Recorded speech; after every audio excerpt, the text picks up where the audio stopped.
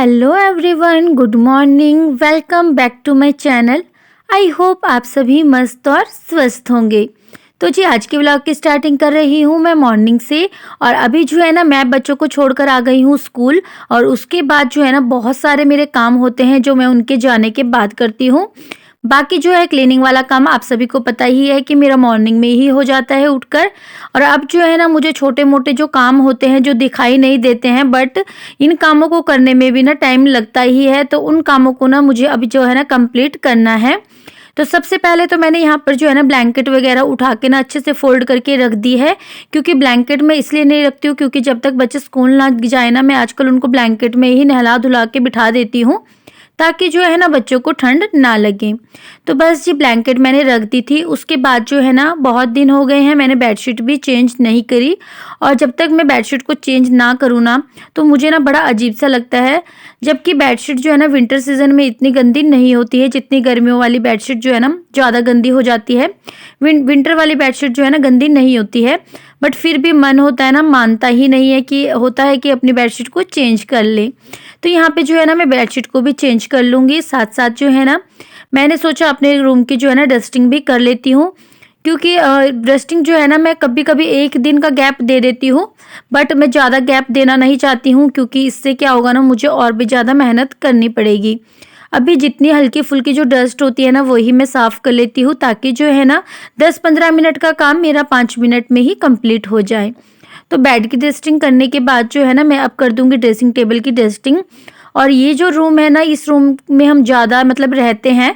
इस रूम में हम जो लोग जो है ना ज़्यादा उठना बैठना सब कुछ इसी रूम में होता है।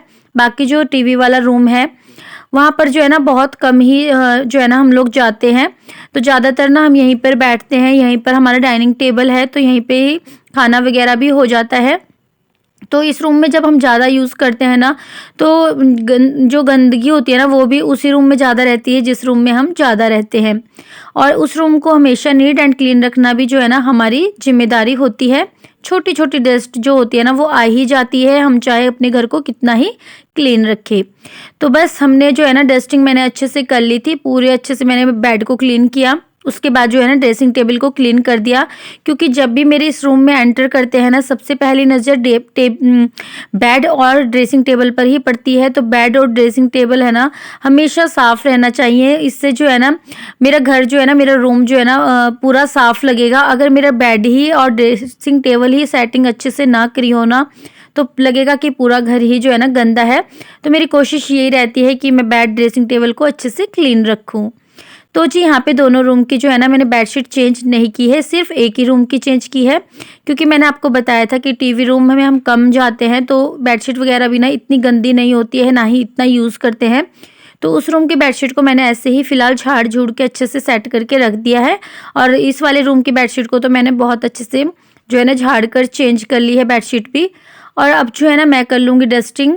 मतलब कि जो होता है ना जैसे कि विंडो, डोर ये होते हैं ना इन पर भी मैं कपड़ा मार ही देती हूँ। इससे क्या होता है ना हमारा घर जो है ना साफ़-सुथरा रहता है। अगर हम विंडो वगैरह खोलें ना तो ये नहीं होना चाहिए कि डस्ट दिखाई दे। वो मुझे बिल्कुल भी पसंद नहीं है ना, घर के जो जितने भी कोने हो ना चारों तरफ जो है ना हमेशा साफ़-सुथरा ही होना चाहिए, मेरा ये मानना है। तो जी रूम की जो है ना मैंने एक-एक चीज़ अच्छे से क्लीन कर ली। पूरे रूम की अच्छे से सेटिंग करी। उसके बाद जो है ना विंडो, डोर सब उनको अच्छे से मैंने डस्टिंग कर ली थी। करने के बाद अब आ गई हूँ मैं किचन में। और सबसे पहले जो होता है ना मेरा किचन में काम, वो होता है फ्रिज की सेटिंग करना। कभी-कभी मैं 1 या 2-3 दिन बाद भी करती हूँ। बट मेरी कोशिश ये रहती है कि ना मैं जल्दी से जल्दी अपनी हर एक चीज़ की ना सेटिंग कर लूँ, ताकि जो है ना किचन जो है ना हमारी मेसी ना हो। तो जी मैंने फ्रिज के ऊपर से ना अच्छे से क्लीनिंग कर ली है। हर सामान को अच्छे से हटा के ना सेट करके रख दिया है। अब जो है ना अपनी किचन की ना क्लीनिंग कर लेंगे। और इन जो छोटी-छोटी आदतों से ना मेरा जो किचन है ना हमेशा नीट एंड क्लीन रहता है। क्योंकि जो है ना मैं अपनी किचन को ज़्यादा मेसी नहीं होने देती हूँ। हर दूसरे तीसरे दिन मुझे होता है कि बस अपनी किचन की ना हर एक चीज़ को ना अच्छे से सेट करके रखना है। क्योंकि हम चाहे कितने ही अच्छे से अपनी किचन को सेट करके रखें ना, वो प्रॉपर वैसे नहीं रहती है। हम लोग ही ना कई सामान को यहाँ से वहाँ कर देते हैं काम करने के टाइम। मतलब ये होता है कि एक काम को लेकर हम पड़े होते हैं ना तो जल्दीबाजी से सामान जो है ना इधर-उधर हो ही जाता है। और ऊपर से जो है ना डस्ट वगैरह हो जाती है और किचन में जो है ना ऑयल ज़्यादा होता है ना खाना बनाने के टाइम, तो ऑयली ऑयली हर चीज़ हो जाती है। तो मेरा यही होता है कि मैं अपनी हर किचन की जो चीज़ें हैं ना छोटी-छोटी, उनको ना हमेशा जो है ना सेट करके रखूँ। तो ये आदत जो है ना हम महिलाओं के अंदर बहुत ही अच्छी होती है।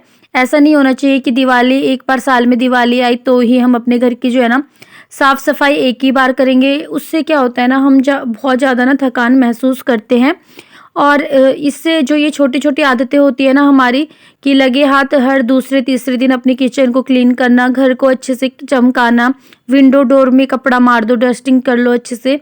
ये आदत हम लेडीज़ की सबसे अच्छी आदत होती है और ये जो है ना हमारे लिए ही मतलब फ़ायदा पहुँचाती है, क्योंकि अगर हम अपने काम को हमेशा प्रॉपर अच्छे से करके रखें ना, तो ये होता है ना हमें ज़्यादा मेहनत करने की ज़रूरत नहीं पड़ती है।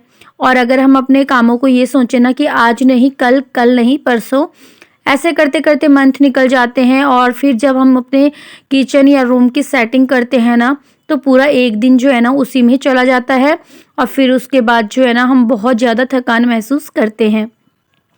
तो मेरा यही होता है कि मॉर्निंग में 5 साढ़े 5 बजे मैं उठ जाती हूँ। उठने के बाद घर का जो मेरा सारा काम हो जाता है और जब मैं बच्चों को स्कूल छोड़ने चले जाती हूँ और स्कूल से जब आती हूँ ना, उसके बाद मैं ये नहीं चाहती हूँ कि मैं बैठ जाऊँ आराम से। मेरा यही होता है कि ना फिर भी उसके बाद भी बहुत सारे ऐसे काम होते हैं ना घर के, जिन्हें अगर हम चाहे तो कर सकते हैं कंप्लीट।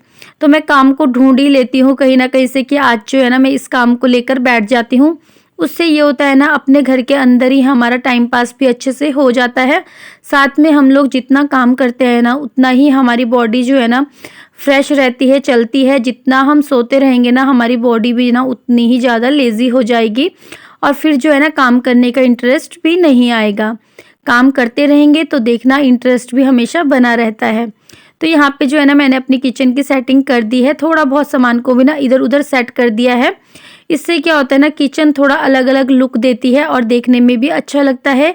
एक ही जगह हम अगर हर सामान को रखें ना, तो ना देखने में भी ना बोरिंग लगता है। इसलिए मैं करती हूँ ना इधर का सामान उधर सेट कर देती हूँ और उधर का सामान इधर सेट कर देती हूँ। उससे जो है ना किचन थोड़ा-सा न्यू लुक आता ही है। और जी साथ-साथ में ना मैंने कंटेनर जितने भी थे ना उनमें भी कपड़ा मार दिया है, ताकि जो है ना थोड़ा-सा भी ऑयल और डस्ट हो ना वो निकल जाए। तो जी बस उसके बाद यहाँ पर थोड़े बहुत नाश्ते वाले बर्तन थे, क्योंकि जब मैं बच्चों को छोड़ने गई ना उस टाइम मैं बर्तन नहीं धो पाई, क्योंकि उस टाइम जो है ना मुझे थोड़ा-सा काम था। कपड़े वगैरह थे थोड़े बहुत धोने के लिए, वो धोए। इसलिए जो है ना अब जो है ना मैं इन बर्तनों को भी अच्छे से ना वॉश कर लूँगी। तो मेरी किचन की जो है ना पूरी अच्छे से जो सेटिंग थी ना वो मेरी हो गई है। तो जी यहाँ पे जो है ना फटाफट से कर लेते हैं बर्तनों को वॉश। और ये जो छोटी-छोटी हैबिट होती है ना, ये हैबिट ना बहुत ही अच्छी होती है और हर एक लेडीज़ के अंदर होनी चाहिए। तो यहाँ पे करते हैं बर्तनों को वॉश। उसके बाद जो है ना फिर मुझे दोपहर का खाना बनाना है, दोपहर के खाने की तैयारी भी करनी है। और ये होता है ना अपनी किचन को हम अच्छे से चमका देना, तो काम करने का जो मन होता है ना और भी ज़्यादा ना बढ़ जाता है, मतलब काम करते वक़्त भी मज़ा आता है। और फ्रेंड्स ऐसा नहीं है कि घर का ही काम होता है, मुझे जो है ना बच्चों को भी छोड़ना, स्कूल से लाना। 2 बच्चे हैं, दोनों की टाइमिंग जो है ना अलग-अलग भी होती है। कई बार तो दोनों को एक साथ लेकर आ जाती हूँ, बट कई बार जो होता है ना 2-2 राउंड भी मारने पड़ते हैं। तो घर के साथ-साथ जो है ना बाहर की ज़िम्मेवारी भी पूरी करनी पड़ती है। तो यहाँ पे देख सकते हो मैंने जो है ना बर्तनों को कर लिया है फटाफट से वॉश।